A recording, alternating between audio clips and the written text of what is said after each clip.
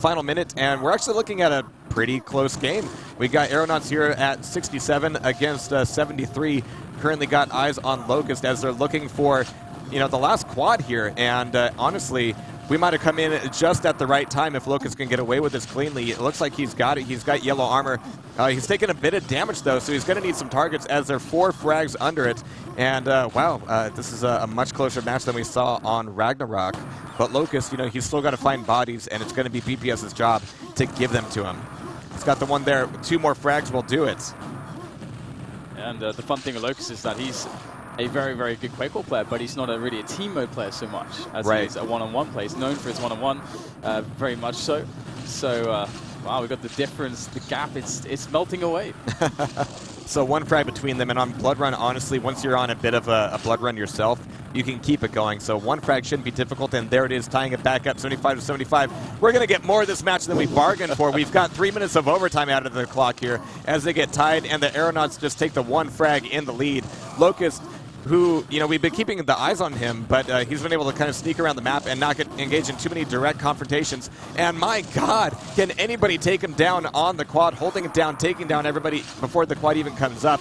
And now he's got another run. He's finally going to die, which gives USA and Canada a way back in this thing. Yeah, here we go. I mean, they're able to actually start fragging the dead players who've just been reset in Locust and BPS. Let's see if they can actually... did I say BPS? Yeah, BPS. Yeah. I had a brain it certainly is, yeah. That's all right. A moment of doubt. But you see these players in a lot of different teams, and so seeing them paired off 2v2 with maybe who you don't expect, it's taken me a minute too. And looks like that's going to work out pretty well. They're going to actually gain the difference back. Locust created a pretty big gap and is now closed up in time for the next quad here. So it's like Blood Dog is going to poke his head in there, get some damage onto BPS, even the frag, I think. But they need to be able to get on top of this quad. They look like they're a shoe-in for it right now because all the armor's in there. Bogo has to make it happen, and it looks like he's going to do that. All right, so they're currently 1 frag in the lead, and this quad would certainly help them out. Now, again, it's a lot of overtime out of the clock, so you need to keep the pace up for quite a long time. There's no turtling. There's no real ability to hide and prevent frags here other than maybe slow spawning, but Bogo's going to be looking for quad LG shots here in Rocket Launcher, and at the very least, keeping them away from Rocket Launcher is very worthwhile, as maybe even Blood Dog can get some of these frags here. So, yeah, Bogo Joker is just going to be the scary one moving through the map, as maybe Blood Dog actually puts the points on the board. But of course, Bogo's going to get some of his own as well. 1 minute left, pretty much now, and looking like we're going to get almost engagement gone wrong there. When you get popped by the rockets, it's often quite scary. You feel very helpless, and you just go directly up, and you're like, oh, I can't even move. All right, so Bogo's going to be quite weak here. It's now a 10 frag difference in the final minute, but that can and has dwindled away very quickly. So Bogo, he's 45 health, a little bit of yellow armor. He does have some interest in, maybe not engaging everywhere he wants to, but that's kind of dangerous because it means that potentially Blood Dog is going to be left by himself and getting fragged, and that quad is going to die. He doesn't get very far with it. So 10 frags still with no quad on the board. If Locust, he doesn't have any armor here, but he's got plenty of ammo both sides here. If Locust and BPS can find these guys and force the frags, we might be looking a little bit more. However, the time is quickly dwindling, so even as I say it, the opportunity for that is quickly slipping away. Yeah, it's looking like everything is calming down a little bit here, and some method is being found in all of the madness, or maybe not. Maybe it's just madness, actually, I think, on ZTN. And looks like the Swedes are safe for now. Well, they were looking for him, couldn't quite find him, but yeah, we got a bit more out of that match. So yeah, again, 99-91, not scores you expect to be that close. Yeah, I mean, this is one of the reasons why I actually really love this map, because the quad run dynamic, I mean, you can have like really big swings of contention when you get the quad in play and you get that dominant stroke that we saw from Ragnarok previously, where you can just clean everything out, but both teams can do that, and you can have like much more contestation where the action, I mean, because on Aerial Walk, it's just absolute chaos. It's fully, you don't even know if the quad is going to survive at all. It's almost too much. But at least ZTN has some different phases of control, and so that's a fun dynamic to play with. And the spawn fragging on that map's really fun. And it looks like we're going to get a look at DM6, which is very cool. All right. It's a much bigger map. Does this mean we're going? Is this a tiebreaker? Can we get last scores up?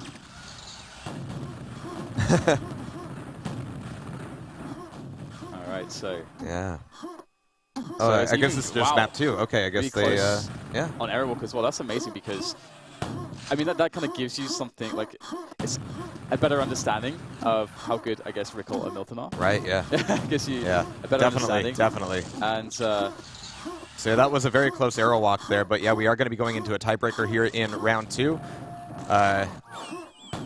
And yeah, Aeronauts and Bogo and Blood Dog. Again, I didn't see as much of these guys as I wanted to earlier on, just because, you know, Blood Dog was involved with, you know, getting married. And Bogo was, I think he was just kind of keeping his practices to himself. I think he has some interest in not, you know, revealing his whole deck too early. But now's the time. And I'm really surprised too because, again, like looking at the last scores there, you can see that Aerowalk was super close, just barely won by Aeronauts. Right. And these guys, BPS, I mean, he's not, I don't think he purely identifies as a jeweler, but he's a very, very capable jeweler. And Locust as well, they're both known to have very, very strong games on Aerowalk. So I'm actually quite impressed, quite taken aback here because it's going to go down to DM6. And I actually have no idea how this will work now because it's a very, very different map as opposed to the rest that we have in the pool. And here we go, we're kicking it off, and the red control will immediately be going to Locust and BPS of Aeronauts, and BPS is going to go for that lightning gun, a very important gun. It's very hard also to get it, as you have that little hole in the ground in the center of the map, and you have to come out of a teleporter then. Right. So it's like very hard to get out of there alive. And there's a rocket jump there that still doesn't make any physical sense to me. Oh yeah, it's a thing of beauty though, when it works. But we got BPS with initial priority on the red armor. He's going to be taking quite a bit of damage, but using it to push out. And the thing about DM6 is that if you can create an early lead, the tone of the match changes quite a bit. You can kind of afford to create a castle here on the red armor, and it's the other team's job to find a way to break down those walls and take over. In the meantime, you don't really need to hunt for frags too much. They're likely going to be back over towards the cells and the mega room through that little tunnel there. But if they want to hide back there, well, the ball's in their court to make the action happen.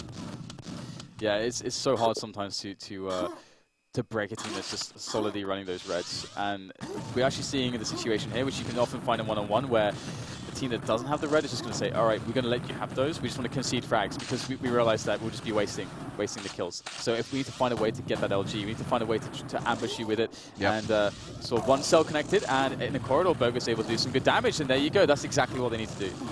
Absolutely. And the presence of the cells there means that you do have some interest in, you know, denying the LG, denying the ammo, and making it so it's a little bit easier for you to defend your territory. But that does mean leaving the red armor room and leaving your teammate there potentially to fend off by himself. And you can have quick turnarounds like we just saw here. So we got Blood Dog now. They don't have armor just yet, but they've taken a few frags. And while they don't have what I would call area control, it's sort of an open card right now. So he's going to be coming back in here, maybe looking for the red spawn. Oh no, it's going to be Locust who actually got away with it, but Blood Dog having the LG is going to be fending off against BPS here, looking to do some damage, but he really wants to conserve some stack to make it a really useful one to come into the red armor room. But a rocket like that, leaving him at 9 health, it kind of cripples him, makes it difficult for him to do that. Yeah. It's, oh no, it's so important for him to survive with that LG because, as I said, like, it's very hard for you to get it if Aeronauts get to the spot where they feel like they can sit in the middle and looking over the LG spawn, because they're going to shoot rockets down and you'll probably die. And if you get the LG out of there, you're very lucky. So that, like, keeping it alive and allowing your teammate to give you space. Again, we saw that Blood Dog was basically working off of his teammate there. He's going in for the attack, and he's looking for a spot where he can get that LG damage in. Just a couple seconds of unreturned damage, and you get a kill, and maybe you switch control around. So you have to pick your battles very carefully with your teammate. Yeah, the timing there is absolutely critical, but there's a few things that make things a little bit more dynamic, like having a spawn right behind the red armor. So Locust is going, all right, he's going to come out at some point, but I don't want to miss him when he does. So 24-2 so far, and again, here on DM6, a lead like that makes the tone very, very different. Bogo Joker and Blood Dog have to formulate a plan of attack here and find a way to, in a coordinated way, take down, you know, or even just get in and steal the red armor without even making too many frags. Yeah, and the thing is, again, like everything that's been done to our fellow American and Canadian players, we have, you know, they can do that. They can do that at the Aeronauts. They can actually put that situation, you know, into their hands where they have the red control and they can speed up the fragging. But really, the problem is that Aeronauts is basically putting this situation to them, saying, well, we have the lead. and we're just going to let you keep trying to break that. We don't have to go out for frags. We don't have to risk ourselves too heavily. You're the guys that have the lack of armor and lack of frags, and then if you find nice opportunities, boom, there it is. And they've been completely reset, which sucks. Yeah, it's very much a come at me, bro sort of map. But we got Bogo Joker getting taken down, but I didn't see where Blood Dog was on that, well, what I wanted to call a push, but I'm not sure that's very fair. So we have 6 minutes left in the map now. And there's still enough time to make a comeback of this proportions, but they have to switch the tables, turn the tables on the control fairly soon. And so far, they've not had many good attempts. One great move can be to use the grenades. You can get the grenade launcher, shoot the grenades down, limit the space to where you can stand, and then get your guy in with the LG. This is like another way that you can try to break the position. Nice. And yeah, pushing out like this to get some frags, it's like, I've got the red armor, I might as well, you know, get some use out of it, and fights like that certainly do the job. BPS is going to be back over at red, just having grabbed it. But again, he's by himself. Locust needs to make sure that he's going to be backing up to him and keeping this line drawn between his teammates and the Americans. / Canadians. Yeah, that's exactly what I thought. I was like, I can't make this not sound stupid. The honorary Americans. Yeah, they're both North American, though. Yeah, exactly. The North Americans, let's go with that.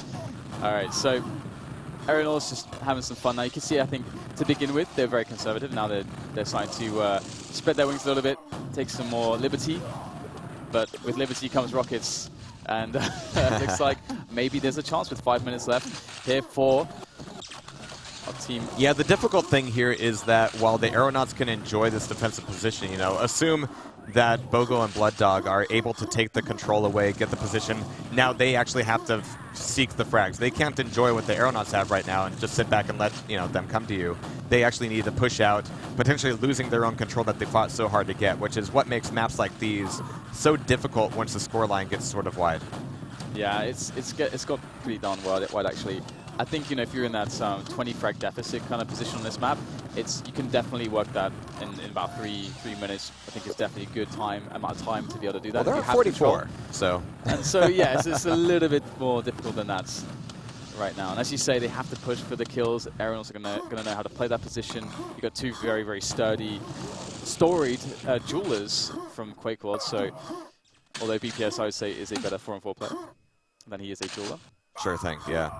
There were a lot of duels being played last night as well, so they're getting in every game type they can, I'm sure. Yeah, but 50-on-3, and even though they've kind of switched up their positioning a little bit here, I think what we're seeing is just rinse and repeat for these guys.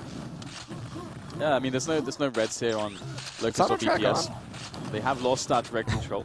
But as you say, we have the situation where Locust has an LG. He's got a rocket. He can just sit behind his telly all day if he wants to wait for someone to come in and push him, and he'll get a really sick engagement. And now he's going to start walking. And of course, there's no running or walking sounds in this game. There's only the jumping sound for movement. So that allows you to be very sneaky. And also, you can gain additional speed when running by actually hugging walls, which, of course, very intuitive. Right, yeah, right. We'll go into that at some point, I'm sure. But Bogo temporarily holding on to the red armor, and we got BPS coming back in to clear out the room. And this might not be over just yet. Well, with the acquisition of the red armor itself, it might well be 55-on-7. We had Bogo and Blood Dog in control of the red for just a moment. Now we have BPS on the red once again. And yeah, they're actually being kind of aggressive here, more than they honestly need to, but I'm sure they want to get some frags in and make this a decisive victory because, again, this is the tiebreaker. We saw some overtime, we saw some upsets, and so being able to kind of crush them here on DM6 has got to feel good. And I love how you can get bounced around in this game. Yeah. I guess we just saw, like, you can just get bounced all over the place. And it's also fun when you see people getting bounced into a wall when they're about to shoot a rocket, and they just like shoot themselves in the face. And that's actually a really big deal. Like as far as you'll see it less in 2-on-2, but in 4-on-4 a big dynamic is making engagements really hard for somebody with a rocket launcher because the splash is so huge and their armor is so precious that they want to avoid all the splash damage when you're fighting them very closely. So you want to try to basically hug them so they're just doing self-damage all the time because it's just so powerful. So that's a really big deal. Like, it's a big skill when you're in fights to place rockets behind your opponents if they're too close. Bounce them into, yeah. All right, so final 2 minutes here, and yeah, 65-on-10 is a rather brutal score to have here on DM6. Locust and BPS are, you know, I want to say they're coordinating quite well. I do think, you know, Locust is pushing out here more than he really needs to, but I think they're feeling fairly confident about their ability to not only win the map, but to, you know, get more frags as well, which always feels good. It's, you know, it's why we play the game, to make frags. Yeah, it would be pretty impossible for them to lose from this position. This is one of the maps where you can, it can, in 1 versus 1 on Duel, it can be very, very hard to make comebacks. Very hard indeed, because of the nature of all the choke points and teleporters and everything. That you can run pretty effectively. And well, right now it's just going to be, as you put it, in the previous map, I think, the victory lap, or the map before that, victory lap here for the Aeronauts, hailing from Sweden. Yeah, but for Bogo and Joker, Bogo, Joker, and Blood Dog to take a map is fairly impressive. You know, the Aeronauts are no slouch whatsoever. You know, they're definitely among the top European players. And looking at the scores of the first 2 maps, they could have actually won the series. Yeah, absolutely. I mean, this one is incredibly lopsided, but I think DM6 is going to show us that quite a bit more. So that means the only map we haven't seen is DM4. Is that correct? Yeah. Yeah. yeah, just DM4. Deep breath. Deep breath. Yeah. It's going to be very interesting when we get My there. body is ready. Yeah, especially if you get people like, again, like Milton Rickle, like BPS and Locust, Carapace locked up. If we get all those guys on there, right. Hopefully not all at once, but just I'm sensing a little bit of bias there. I mean, I know they're the favorites. Yeah. Hey, you know, and this power ranking is pretty accurate, you know, just picking from that. But no, I'm definitely looking forward to seeing quite a bit of GT during this LAN, because from what I've been seeing over his shoulder, he's quite the player. But there we have it. It's going to be the Aeronauts finally taking that series. I'm really glad we were able to get 2 out of that round.